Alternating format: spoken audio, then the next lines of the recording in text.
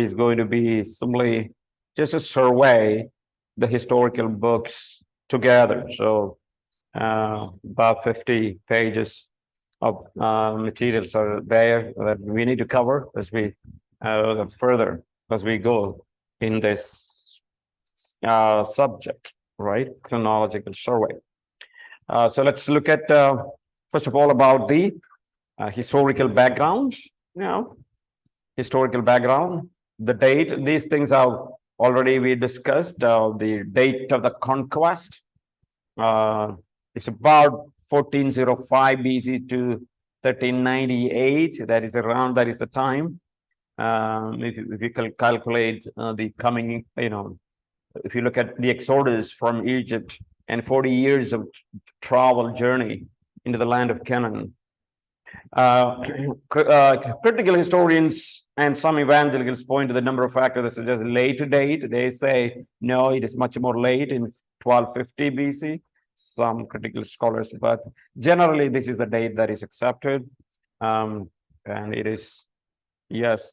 So why the date is important? Reference to story city of Ramesses. Okay, store city of Ramesses, sorry. In Exodus chapter 1, verse 11, they were building a city, right? A storehouse. So an argument is this: since the city of Ramesses must have been built by the Israelites during or after the reign of Ramesses I, the Exodus must have occurred during the reign of his successors, that is Ramesses II. So those who go for the early date, they talk about 1316 as the reign of Ramesses, with the conquest beginning 40 years later. The answer would be this, our answer would be in the biblical sequence, Moses was born after construction of the store city of Ramesses, right, in Exodus chapter 7, verse 1, and was 80 years old at the time of Exodus, right? So Moses was born after the construction of the store city, and when Israel was delivered out of Egypt, Moses was about 80 years old. If the proposed date of building the store city of Ramesses holds, then the conquest would have occurred until the mid-12th century BC. So far too late, even for the critical historian. It is more likely that the name of the store city of Ramesses points to much earlier historical figure, possibly someone from the 18th century BC in the Hyksos period. That is what some scholars suggest. So they say, no, it is not actually the city was built on this time, but it is maybe early, late, about in the 18th. Ramesses actually, that story happened maybe somewhere in the 18th century. Now, the archaeological evidence points to the very little carnage in Canaan during the 15th century BC. All right, that is what another argument. But widespread carnage in the 13th century. So remember, Israelites came to the land of Canaan, they invaded, there were a lot of things were destroyed. Remember the destruction of Jericho and things. So they would say, all that they see only in the 13th century, not in the 15th century. The answer, again, the archaeological record is by no means of precise. Further, it should be noted during the conquest, there were very little destruction of cities, with a few exceptions.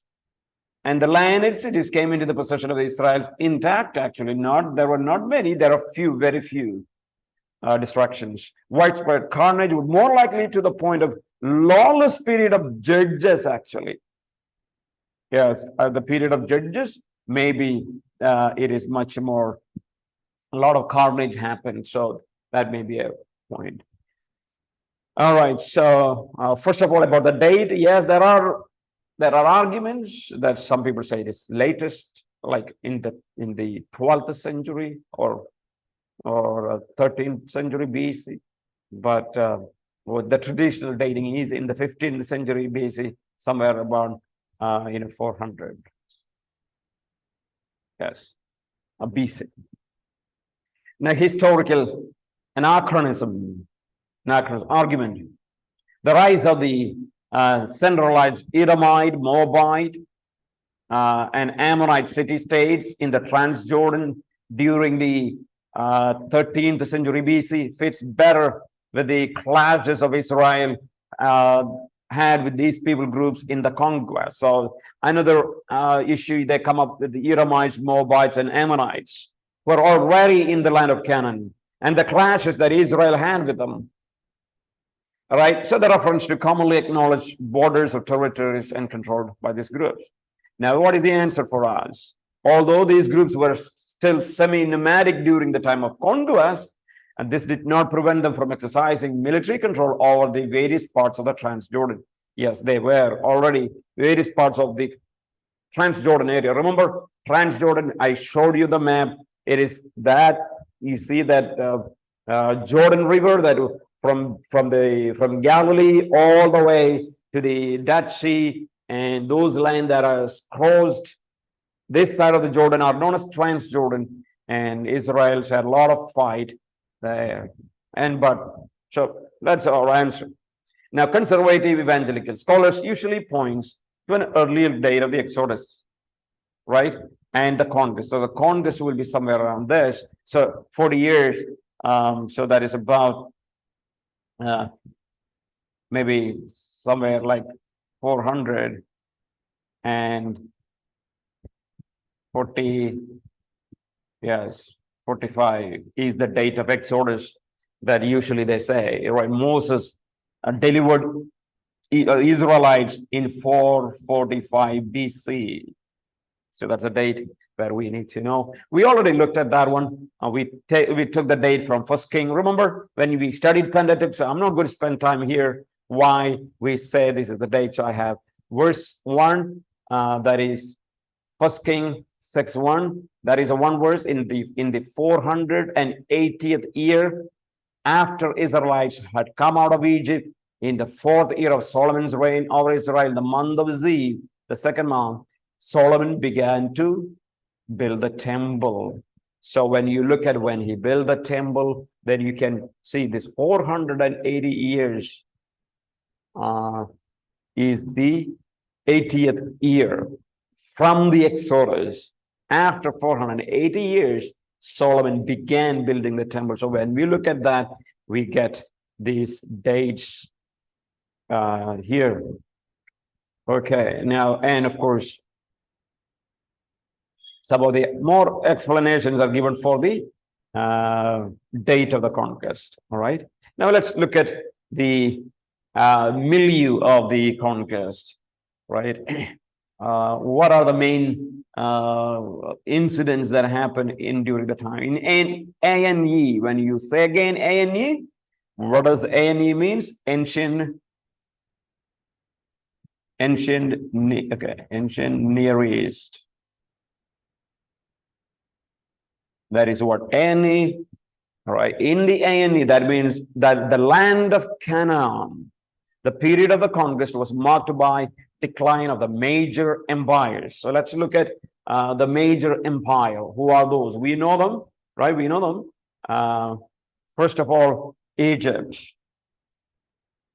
Egypt was the major power, which had only recently expanded the extent of its control throughout Canaan as far as Euphrates under Thutmose III, the Pharaoh, whose name is Thutmose III, right? So 450 BC.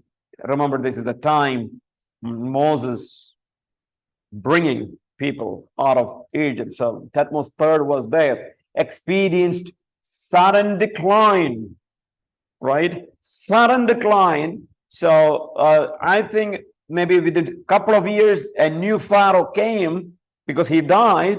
We don't see all this. Amenhotep II, more likely, he's the one who let Israel go in 445 445 BC. So succession was very quick, and we read there was a sudden decline under Amenhotep II, right? Because of, maybe it is because of how God destroyed them, the army there in the Red Sea. So Thutmose III was there when Moses was there in Egypt, but most likely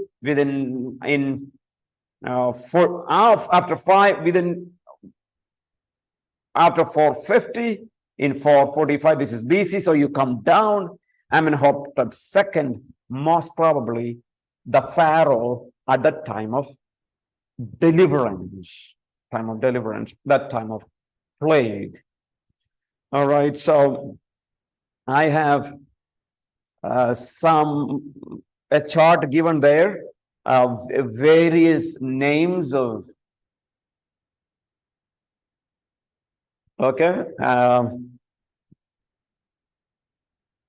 various names of Pharaoh. You have from 1528, the first Pharaoh, his name is Thutmose I, who was the one who murdered Hebrew children. Remember, that's the time Moses was born. Then you have another one's Thutmose II. We don't have much information about him. And then you have another one and another king, Harshe,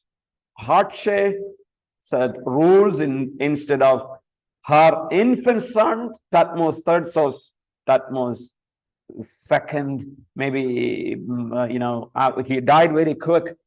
So maybe here is a lady who was ruling at that time for some time instead of Thutmose II's son, that is Thutmose III. And so that was the time Moses was elevated and then exiled. Then you have another Pharaoh, that is Thutmose III. That was the time where massive military expansion and oppression you see in the land of Egypt, and oppressing Jewish people. And he was about 450, almost closer to the Exodus. Then you have Amenhotep II comes. He is the one who let Israel go. Then in 425 to 6, then you have Thutmose IV makes alliance with Mitanni, a group, domestic achievements were there had. So he made alliance with other group, and we know. Then you have later Amenhotep III.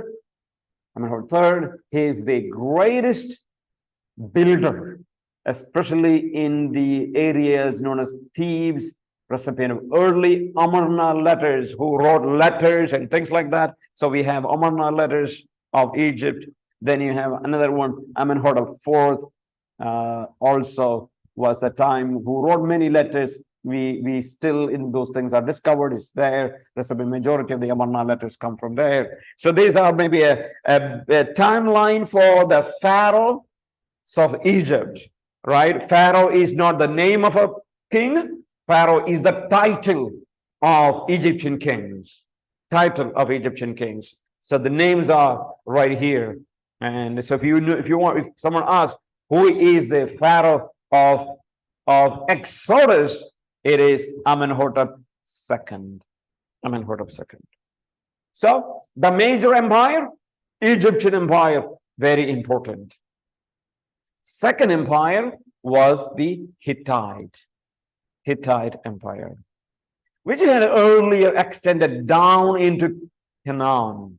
Withdrew from during the Mitannian threat in Anatolia, right? Another group known as, remember Mitannian here, I already said Mitanni groups. So he withdrew from the area during Mitannian threat in Anatolia, leaving just a few isolated Hittite city-states in the region. They were not a remarkably great empire like Egyptian. Egyptian empire was so great, right? And then you have this. And the third one is the Assyria and Babylon. All right. Okay. Assyria. Anyone asking anything? Okay. Assyrian Empire.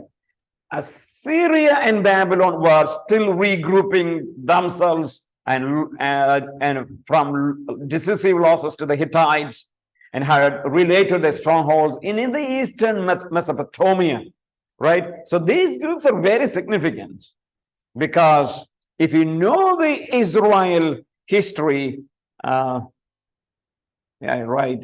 So here is Jordan River, here is the land, Galilee, here is the Dead Sea, and then here is the Egypt, right? And so what happens? It was divided. Israel was divided into two in 930s, right after Solomon. And one is the south known as Judah, and the north known as Israel, right? That's how. So 2.5 tribes were here. Rest of the 9.5 were in the northern part. For Judah, Jerusalem became the capital. For Israel, Samaria became the capital. Now, you know that Assyrians came and invaded somewhere in 722 BC, this northern part, right? Northern part of Israel, invaded, took them to captive and intermarried. And then there became people known as Samaritans. Samaritans are kind of half Jewish, half Gentiles, like maybe Assyrians intermarried. So when you know Jesus' story, where Jesus talking to Samaritan woman, he's talking about Samaria here, and they are a different group. They are kind of proselytes. They groups. That's what. So Assyrian, and you know that 586 BC, Babylon came and invaded Judah and took Daniel, Shadrach, Meshach, Abednego, and all other Jewish people from the southern kingdom, from Jerusalem, right? So that is what both Assyria. So they were very huge empires that time. Babylon became so great, right? So that is what you read, first of all, about the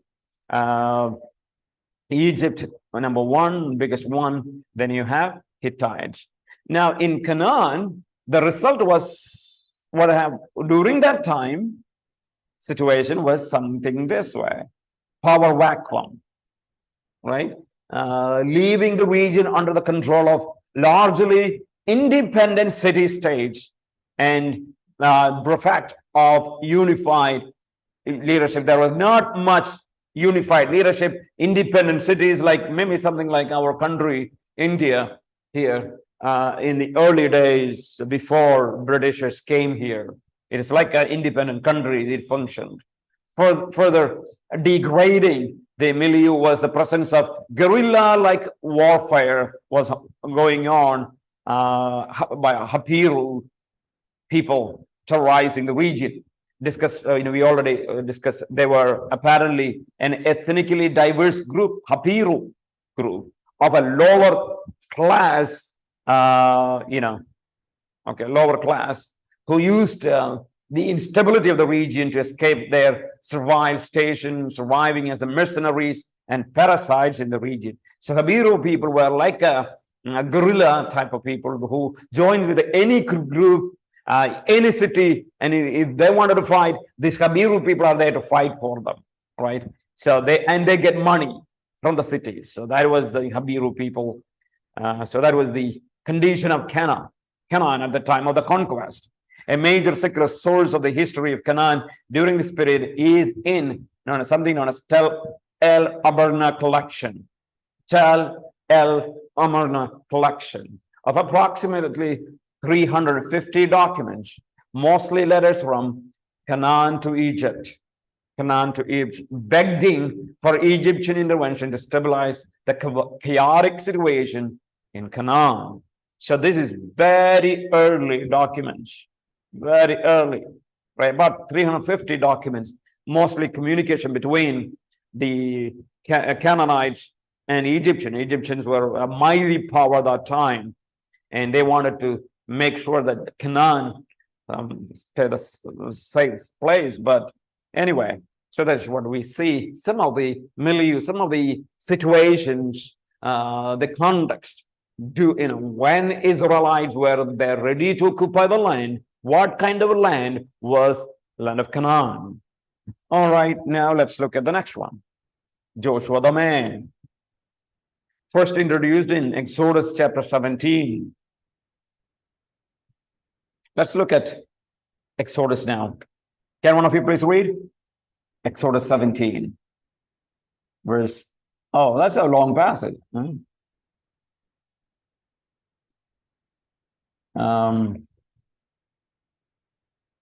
Exodus 17.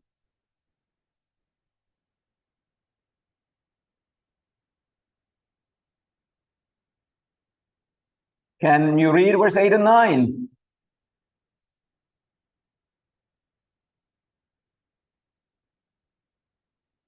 Now Amalek came and fought with Israel in Rephidim, and Moses said to Joshua, choose us some men and go out, fight with Amalek. Tomorrow I will stand on the top of the hill with rod of God in my hand. And verse 10. So Joshua did as Moses said to him and fought with Amalek, and Moses, Aaron, and Hur went up to the top of the hill. Fine, that's enough. So you hear first about Joshua in the early chapters, not early, in the middle chapters of Exodus, right? That Moses is telling Joshua, hey, why don't you go and fight? You're going to fight. So first introduced in Exodus as a capable military leader against Amalek at Rephidim, right? So you can read all the verses when you get time. Second, become something of an adjutant. Okay. How do you pronounce? Adjutant, right? Adjutant, right? Some kind of helper to Moses, like the second man, right? Even accompany him on the Mount Sinai. Let's go to Exodus chapter 24 now. Exodus 24, verse 13. Can one of you read that? So Moses arose with his assistant Joshua, and Moses went up to the mountain of God. No. So in King, that's quite interesting. King James Bible says assistant. Okay. So here you have an assistant, right? Joshua becomes somehow the assistant, right? Who was adjacent to working, like an assistant to Moses, even accompany him. And of course, you see in 32 of the same. He has the extraordinary privilege of extended residence in the tent of meeting, communing with God. Like tent of meeting is what? Tabernacle, right? Tabernacle. Let's look at Exodus 33 now. Exodus 33, verse 11.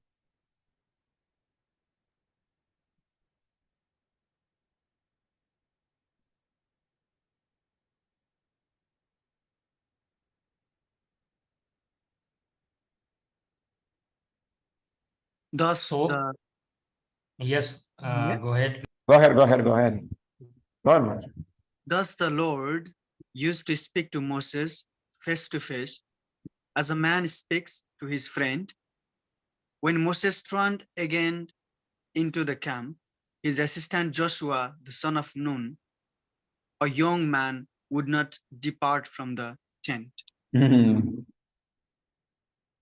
All right. So what do you see? He had the privilege of residing in the tent, right? And he is just observing everything carefully, how God deals with Moses.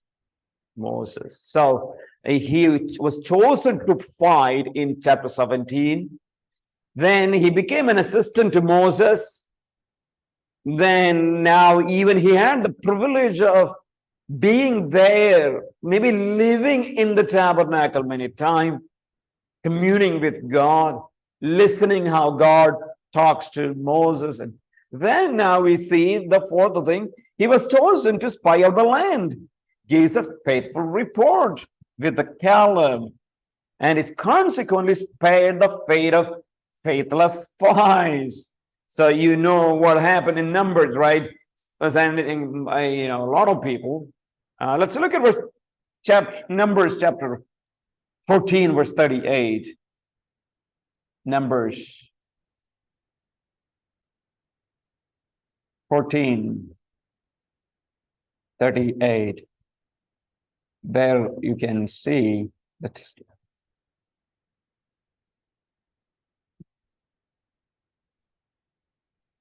Of But those, Jos- yeah, you Go can go.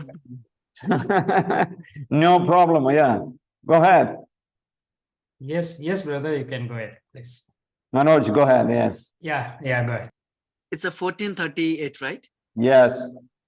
Of those men who went to spy out the land, only Joshua the son of Nun and Caleb the son of Jephunneh remained alive. There's a war because they were. He says, so you know the story. I don't want to repeat. Some of them, went there and saw there in the land of Canaan, they people as like a giants, and you say, they were terrified. But Joshua and Caleb said, no, this land is for us. God has given to us. We can win the battle. They trusted in God. They brought a faithful report. All right, so we know the story and the punishment of the unbelieving assembly. Yes, we know. His name changes from Hoshea to salvation to Jehoshua at this point, right? So let's look at maybe in Numbers 32.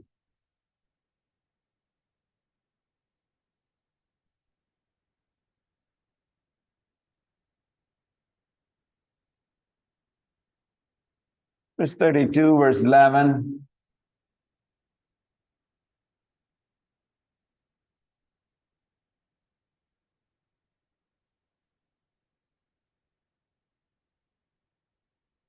Can we read 32, verse 11?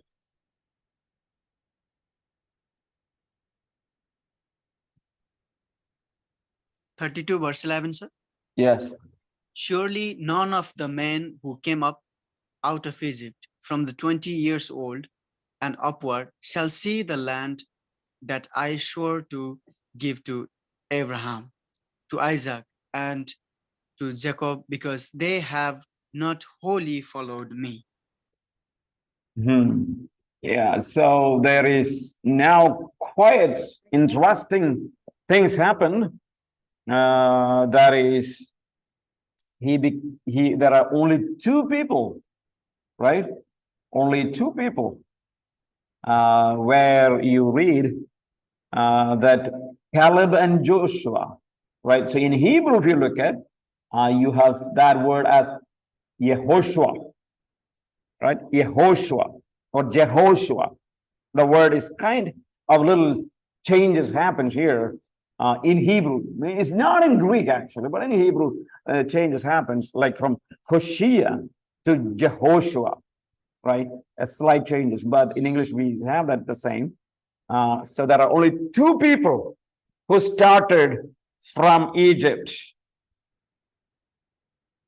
right? Two people entered the land of Canaan. That is Joshua and Caleb. The rest of all of them died, including whom? Moses. Could not enter in the land, including Moses, right? So they all died there. Now, we also see that he is singled out of his experience of spirit indwelling and anointed before the people. Yes, he's the man in whom there is spirit. And we see in Numbers chapter 27 that he is being, let's look at 27 now, 27 verse 18.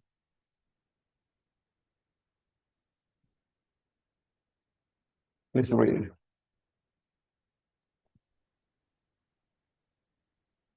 The Lord replied, take Joshua's son and Nun, who has the Spirit in him, and lay on your hands on him.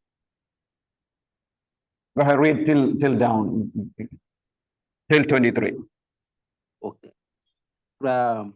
Present him Eleazar of the priest before the whole community and publicly consume him to lead the people.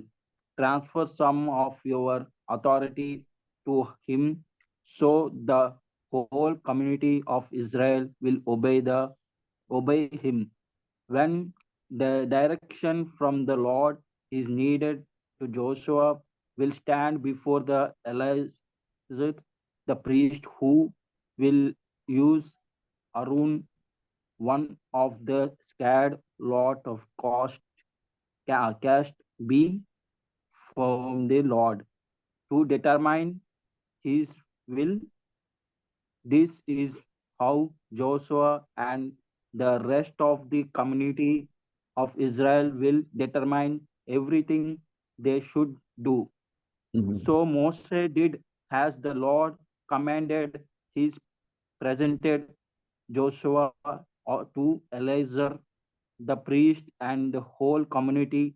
The Moshe leads his hands on him and consummated him to lead the people just as the Lord had commanded through Moses. Moses, yeah. So we see in verse 22, then Moses did just as the Lord commanded him. He took Joshua and had him stand before Eleazar the priest, before all the congregation. And then he laid his hands on him and commissioned him, just as the Lord has spoken through Moses. So here you say that, yes, here is a man who is taken, who has the Spirit of God indwelt in him. He's being now anointed for the specific task when Moses will be gone.